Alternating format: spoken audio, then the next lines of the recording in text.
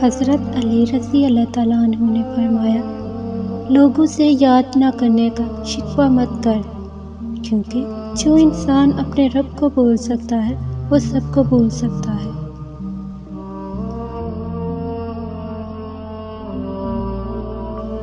لوگوں کو دعا کے لیے کہنے سے زیادہ بہتر ہے ایسے عمل کرو کہ لوگوں کے دل سے آپ کے لیے دعا نکلے۔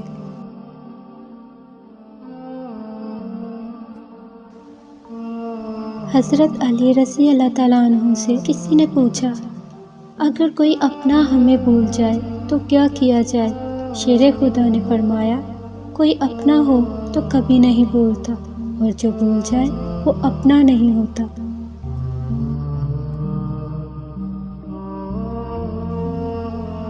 جب بھی فارغ وقت ملے تو اپنی ماں کے پاس جا کر بیٹھ جایا کرو، کیونکہ ماں کے ساتھ گزارا ہوا وقت قیامت کے دن نجات کا باعث بنے گا۔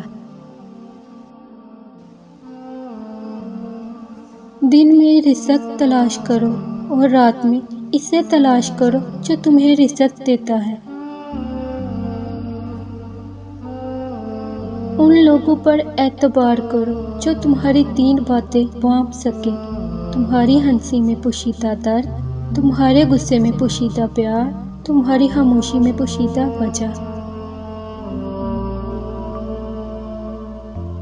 سب سے پہلی عبادت یہ ہے کہ انسان مصیبت میں صبر کر کے اللہ پاک سے مدد کا منتظر رہے۔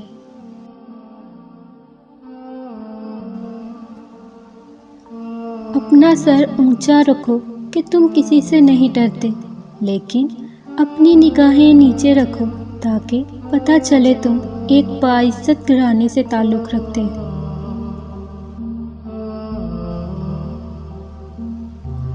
دو چیزوں کا ثواب تولا نہیں جا سکتا، معاف کرنا، انصاف کرنا۔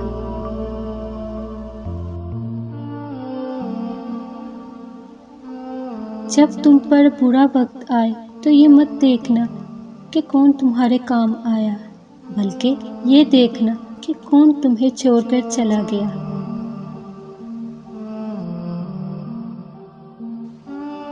کسی جاہل کے ساتھ تخت پر بیٹھنے سے تو اچھا ہے کسی عالم کے ساتھ فرش پر بیٹھا جائے۔ پوشیدہ طور پر صدقہ کرنا بہت بڑی نیکی ہے۔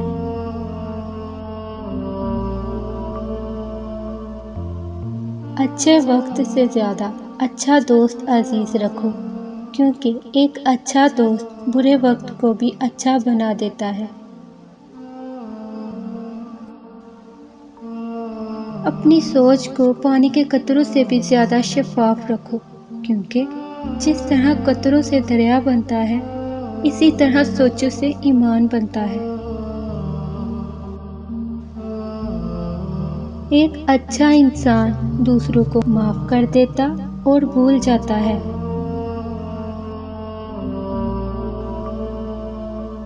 سب سے بہترین عمل وہ ہے جن کا مقصد اللہ کی خوشنودی حاصل کرنا ہے۔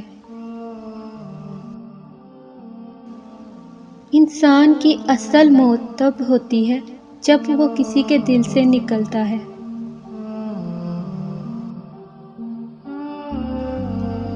دوستی اور محبت ان سے کرو جو نبھانا جانتے ہو، نفرت ان سے کرو جو بھلانا جانتے ہو، اور غصہ ان سے کرو جو منانا جانتے ہو۔